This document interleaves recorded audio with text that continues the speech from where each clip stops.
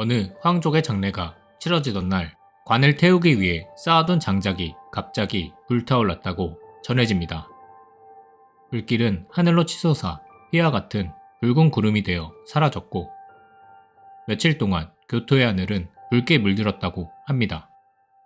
시장에서는 사람들이 수군거렸습니다. 왕자의 혼이 분노해 하늘로 오른 것이다. 그날 이후 황궁에는 이상한 일들이 이어졌습니다. 창문이 저절로 열리고 회랑 끝에는 붉은 발자국이 번졌습니다.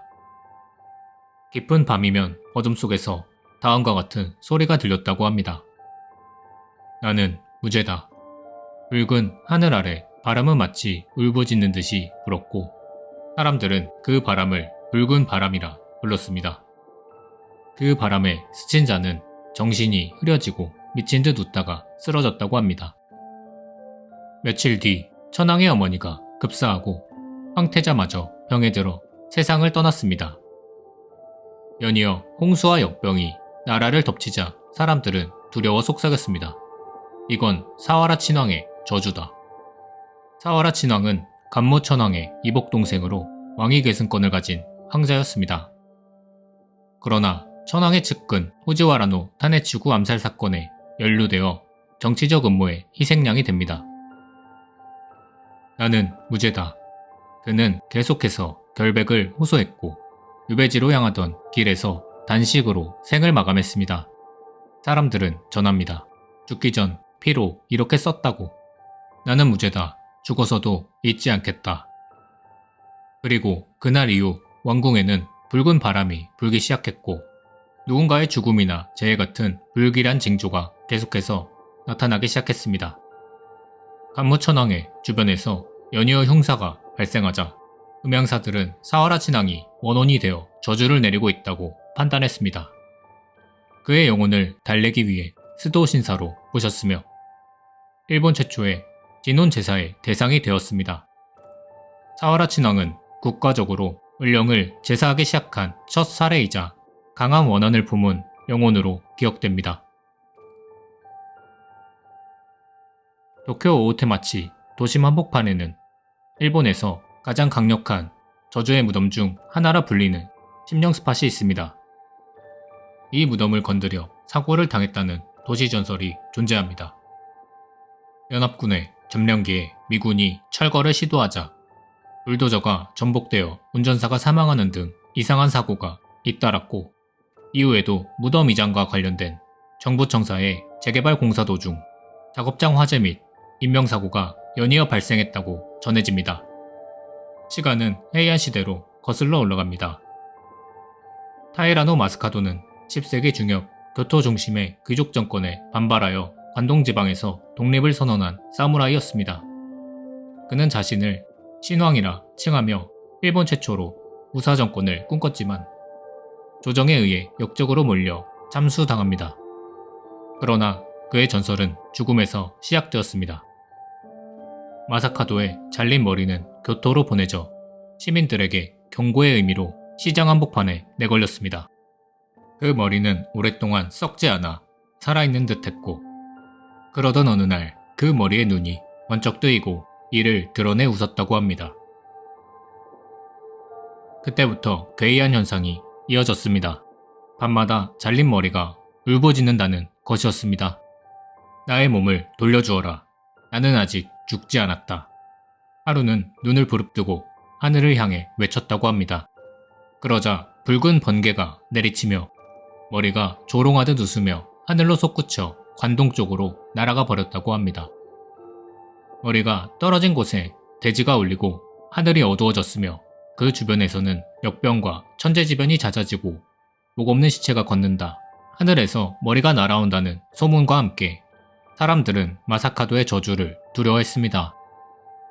그 머리가 떨어진 곳이 지금의 도쿄 오오테마치라 전해집니다. 그 자리에 세워진 것이 바로 쇼먼즈카.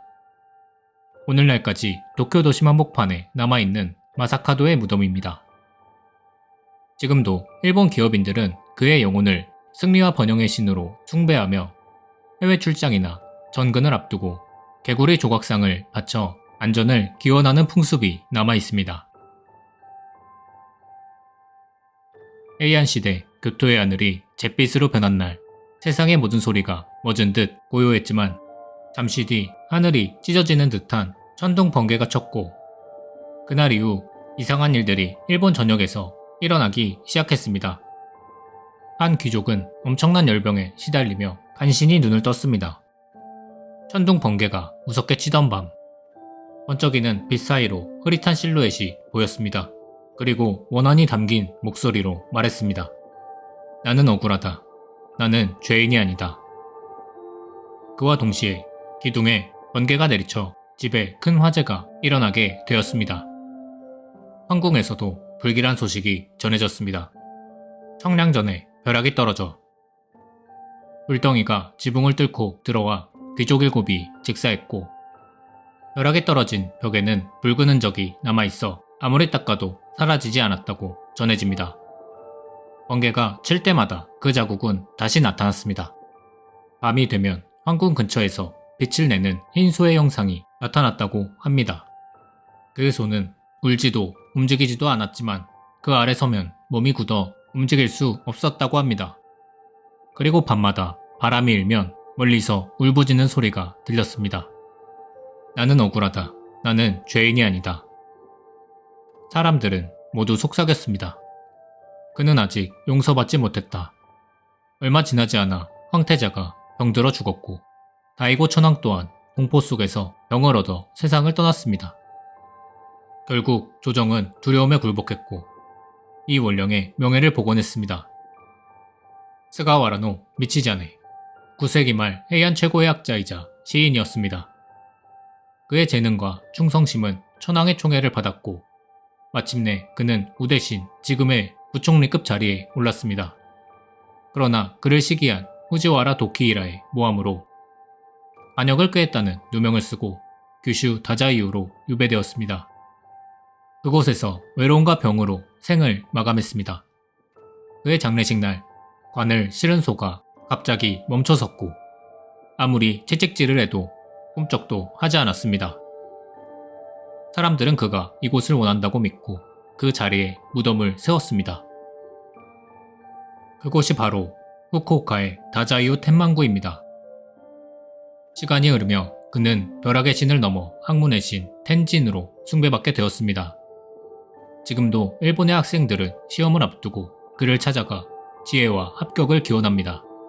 전설에 따르면 그가 사랑하던 매화나무가 하룻밤 사이 교토에서 다자이오까지 날아왔다고 합니다. 사람들은 그것을 토비움의 전설이라 부르게 되었습니다. 밤의 산은 무서울이만치 고요했습니다. 천황이 죽었다. 그날 사누키의 하늘은 붉게 물들었습니다. 산 아래에서는 이상한 소문이 떠돌기 시작했습니다. 백봉산에 붉은 안개가 낀다. 밤마다 거대한 짐승이 운다. 햇빛 안개 속에서 형체를 드러낸 것은 사람의 얼굴을 한 거대한 짐승이었습니다. 그 눈은 불처럼 타올랐고 코는 기괴하게 길게 뻗어 있었으며 등 뒤에는 커다란 날개가 달려 있었습니다. 그 존재는 고개를 들어 하늘을 향해 외쳤습니다. 나는 악기가 되어 이 나라를 뒤흔들리라. 그 외침과 함께 백봉산에서는 밤마다 울음소리가 들리기 시작했습니다. 절의 승려들이 밤에 불경을 외우면 그 음성을 그대로 따라하는 이질적인 목소리가 들렸습니다. 처음엔 메아리인 줄 알았지만 그 목소리는 점점 가까워져 마침내 승려의 귀 바로 옆에서 속삭였다고 합니다. 또한 새벽이 되면 절의 지붕 위에는 피처럼 붉은 발자국 같은 것이 찍혀 있다고 했습니다. 바람이 부는 날이면 산 전체에 기이한 소리가 울렸고 그 소리는 인간의 비명 같기도 하고 거대한 날개가 부딪히는 소리 같기도 했습니다. 누군가는 그것을 저주받은 왕이라 부르고 누군가는 백봉의 탱구라 부르게 되었습니다. 스토쿠 천황은 정치 음모에 휘말려 퇴위한 비운의 황제였습니다. 복권을 꿈꾸며 일으킨 호겐의 난에서 패배하고 사누키로 유배되었습니다. 유배지에서 그는 자신의 피로 저주의 글을 써내려가며 이렇게 남겼다고 합니다. 나는 악기가 되어 이 나라를 뒤흔들리라. 스토쿠 천황이 마지막 숨을 거두던 날, 그 시신의 입에서는 피가 아니라 검은 연기가 새어나왔다고 전해집니다. 그 이후부터 교토에서는 연이어 기근과 역병이 퍼졌습니다. 온갖 재해가 일어나고 황족과 귀족들이 잇따라 병에 들었습니다. 사람들은 두려움에 떨며 이렇게 말했습니다. 수도쿠 천황의 원령이 나라를 뒤흔든다. 그의 이름을 입에 올리는 것조차 불경으로 여겨졌고 운인들은 그를 악기왕이라 불렀습니다. 그의 혼을 달래기 위해 조정은 사누키의 백봉산에 제단을 세우고 제사를 지냈습니다. 그곳이 바로 지금의 시로민의 절입니다. 또한 교토의 야스이 곤피라 궁에서는 후대에 전해진 그의 전승을 바탕으로 수도쿠 천황을 악연을 끊고 좋은 인연을 맺게 하는 신으로 모십니다. 사람들은 신사 앞에 인연 끊기 바위 구멍을 통과하며 나쁜 인연이 사라지고 새로운 인연이 열리길 빕니다. 억울하게 죽은 강력한 호는 세상에 재앙을 내린다. 1000년 전 헤이안 시대의 일본 사람들은 그렇게 믿었습니다. 천재지변이나 역병이 퍼지면 사람들은 그것이 억울하게 죽은 자의 원한이나 원령의 징벌이라 여겼습니다. 하지만 그들은 단순히 두려워하지 않았습니다. 원령을 두려움의 대상으로만 두지 않고 오히려 그 분노를 달래어 신으로 모셨습니다. 그렇게 탄생한 것이 바로 고려신앙. 원한에 혼을 제사하여 세상에 평안을 기원한다. 기록에 따르면 고려신앙의 기원은 8세기 후반 헤이안 시대 초기에 나타났습니다. 일본 후기에는 사하라 신앙의 영혼이 재앙을 일으켜 그를 달래기 위해 제사를 지냈다는 기록이 남아 있습니다. 이 사건이 바로 국가 차원의 공식 제례의 시작이었습니다. 그리고 교토의 신세넨에서는 역병을 막기 위한 첫 공식 제례 고려회가 열렸습니다. 사람들은 춤과 음악, 불경 낭독으로 원령을 달래며 나라의 평안을 기원했습니다.